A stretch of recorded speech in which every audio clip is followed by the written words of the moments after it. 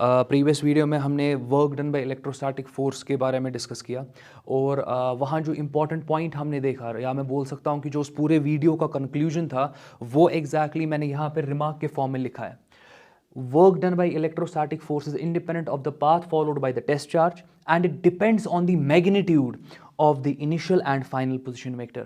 That means initial point हमारा important बन गया, final point हमारा important बन गया, पूरा path जो है वो eliminate हो गया। पाथ का एलिमिनेट होना ही जो है वो हमें बताता है कि जो work done by electrostatic force है वो नेचर में कंजर्वेटिव है।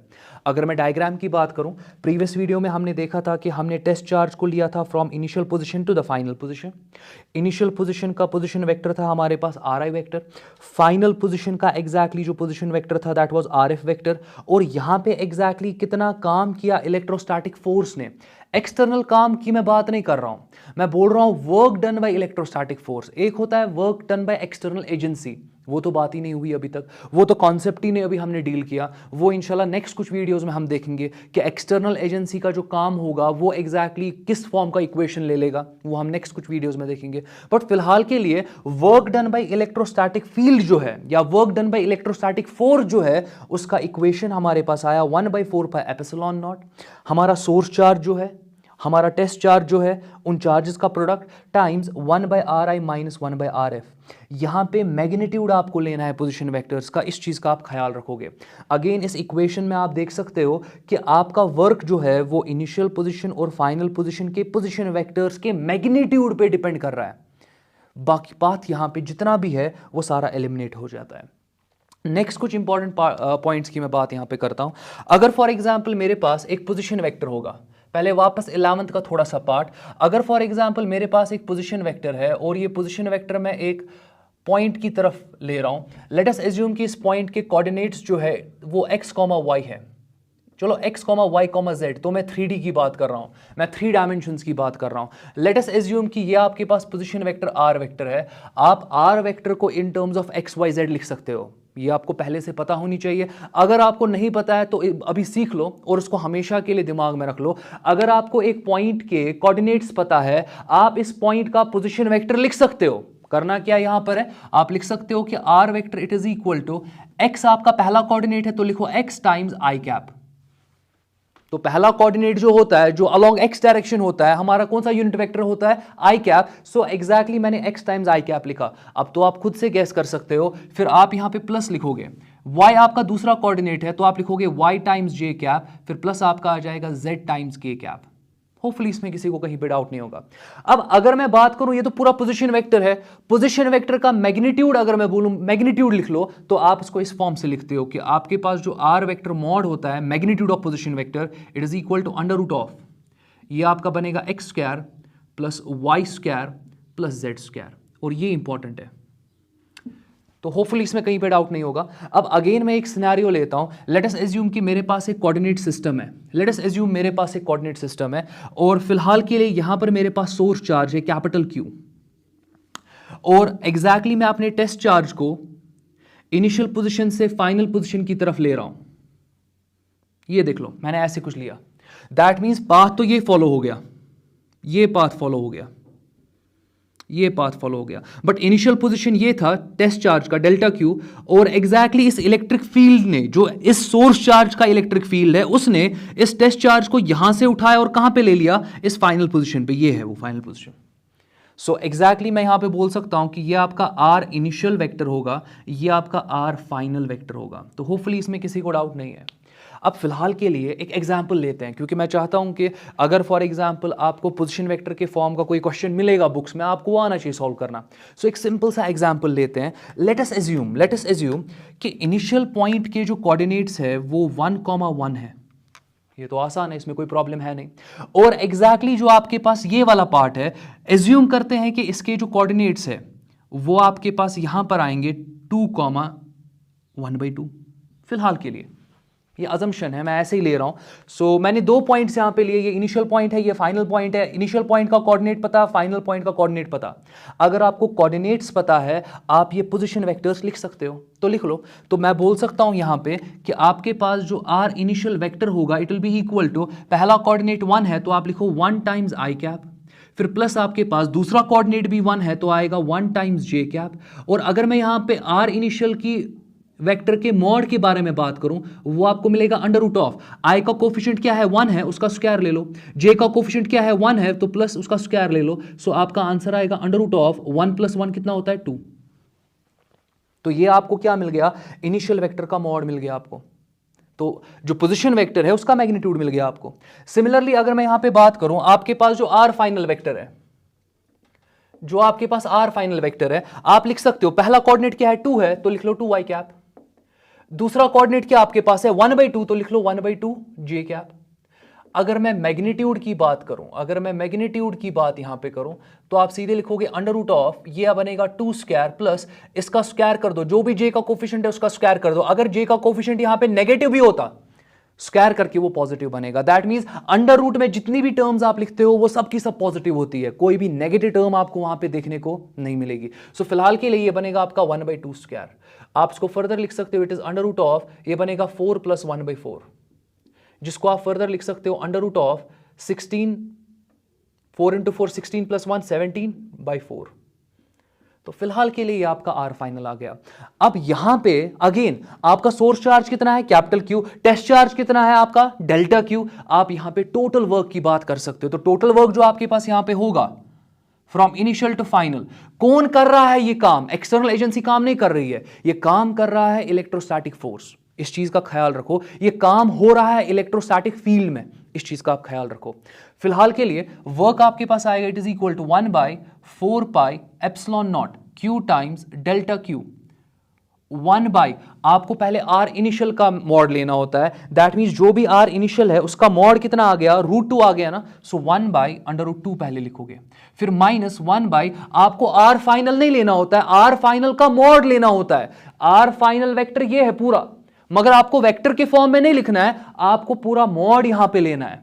तो इस चीज का ख्याल रखेंगे। वो आपके पास आएगा √17 / 2।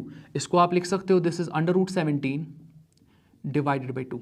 तो होपफुली इसमें किसी को डाउट नहीं होगा। सो थोड़ा सा और अगर सॉल्व हम करें, सो जो आपका वर्क होगा from initial to final it will be 1/4πε0 Q अपनी जगह पे, डेल्टा क्यू अपनी जगह पे, ये 1/√2 अपनी जगह पर, ये 2 आपके न्यूमरेटर में चला जाएगा, डिनोमिनेटर के डिनोमिनेटर वाला पार्ट न्यूमरेटर में चला जाएगा, तो -2 / √17। तो इस तरीके से आप देख लो आपने आंसर लिख दिया। आपको सिर्फ होल्ड होना चाहिए अपोजिशन वेक्टर पे, क्योंकि अगर हमने कोई इक्वेशन लिखी जिसमें पोजीशन वेक्टर्स आ रहे हैं फिर तो पोजीशन वेक्टर पे कमांड होना चाहिए। आपको समझ में आना चाहिए कि कैसे कोऑर्डिनेट से आप पोजीशन वेक्टर लिख सकते हो, फिर कैसे मैग्नीट्यूड निकाल सकते हो, तब जाके ये कॉन्सेप्ट जो है ये पूरा आपको उस पर कोई भी न्यूमेरिकल अच्छे से आएगा करना। यहां पे कंक्लूड करता हूं वीडियो को एक सब बहुत इंपॉर्टेंट कॉन्सेप्ट पे, वो ये है कि work done by electric field या work done by electrostatic force over a close loop. Over a close loop कहने का मतलब क्या है, अगेन मेरे पास एक कोऑर्डिनेट सिस्टम है, अगेन मेरे पास एक कोऑर्डिनेट सिस्टम है और यहां पे सोर्स चार्ज है, यहां पर सोर्स चार्ज है, let it be capital Q. अब मैं क्या कर रहा हूं, मैं एग्जैक्टली इस टेस्ट चार्ज को डेल्टा क्यू को ए से बी ले रहा हूं ओवर दिस पाथ। तो इसमें तो कोई प्रॉब्लम है नहीं, मैंने टेस्ट चार्ज को कहां से कहां लिया, ए से बी तक, कोई प्रॉब्लम नहीं है। अगेन आप क्या कर सकते हो, आप ए के लिए पोजीशन वेक्टर ड्रॉ कर सकते हो और आप बी के लिए पोजीशन वेक्टर ड्रॉ कर सकते हो, और आप इसको लिख सकते हो this is R A vector और आप इसको लिख सकते हो this is R B vector. तो कोई प्रॉब्लम नहीं है इसमें। बट अब मैं क्या कर रहा हूं, मैं एग्जैक्टली इस टेस्ट चार्ज को फिर वापस बी से ए लेने की कोशिश कर रहा हूं। दैट मींस पहले मैंने टेस्ट चार्ज को ए टू बी लिया ना, अब मैं इसको वापस बी से कहां ले रहा हूं, ए की तरफ, किसी दूसरे पाथ के थ्रू, आपकी अपनी मर्जी। सो अगेन आप देख सकते हो कि चार्ज ने जहां से अपना जर्नी स्टार्ट किया वापस मैं उसको वहीं पे ले रहा हूं, दैट इज पॉइंट ए की तरफ। होपफुली इसमें किसी को डाउट नहीं होगा। ए और बी के पोजीशन वेक्टर्स क्या रहेंगे, वो सेम रहेंगे। अगर अब मैं बात करूं वर्क डन, आराम से देख लो, आराम से देख लो, क्योंकि वर्क जो आपके पास है ना, पहले मैं देखूंगा कि यहां से लेके यहां तक ले जाने में कितना काम करना पड़ा, फिर मैं देखूंगा कि वापस यहां से लेके यहां तक ले जाने में कितना काम करना पड़ा। वो दोनों कामों को ऐड करने पे मुझे पता चलेगा कि टोटल काम कितना करना पड़ा चार्ज को पूरे एक लूप में घुमाने के लिए। तो बहुत सिंपल सा कॉन्सेप्ट है और देखते हैं आंसर क्या आएगा। सो फिलहाल के लिए work done from A to B अगर मैं बात करूं, ए टू बी, कहां जा रहे हो? बी की तरफ। कहां से? ए की तरफ। इनिशियल क्या है? ए है। फाइनल क्या है? बी है। ब्लैक के लिए इनिशियल क्या है? ए है। फाइनल क्या है? बी है। इस चीज का ख्याल रखेंगे। सो आप लिख सकते हो this is equal to 1/4 epsilon naught, Q अपनी जगह पे, डेल्टा क्यू अपनी जगह पे। अच्छा, शुरू कहां से पहले किया? ब्लैक पाथ के लिए आपने ए से शुरू किया तो 1/RA आएगा। माइनस कहां तक गए? बी की तरफ गए, सो आपका -1/RB आएगा। Let it be equation 1। Let it be equation 1। तो कुछ खतरनाक है नहीं।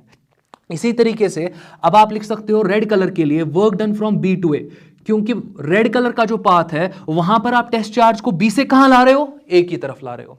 सो दैट मींस वहां इनिशियल पोजीशन क्या बन गया? बी बन गया। फाइनल पोजीशन क्या बनेगा? वो ए बनेगा।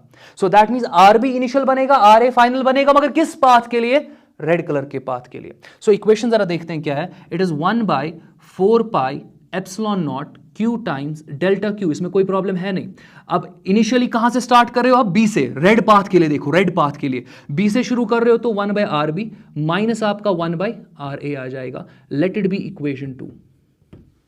दोनों कामों को ऐड करने पे मुझे पता चलेगा कि work done over a loop कितना है। सो मैं लिख सकता हूं यहां पे, मैं इसको रिमार्क के फॉर्म में लिखूंगा। जो भी रिजल्ट आएगा ये आप लोगों के लिए रिमार्क बनेगा। So work done over close loop it is equal to, आराम से देखते हैं, आराम से देखते हैं, 1/4 epsilon naught Q delta Q. 1/4 epsilon naught Q delta Q, ये तो कॉमन है ना, ये कॉमन है, तो इसको एक ही बार लिखते हैं 1/4। मुझे इन दो को ऐड करना है, मुझे इन दो को ऐड करना है। अगर मैं इन दो को ऐड कर रहा हूं, जो कॉमन है पहले मैं उसको बाहर निकाल रहा हूं,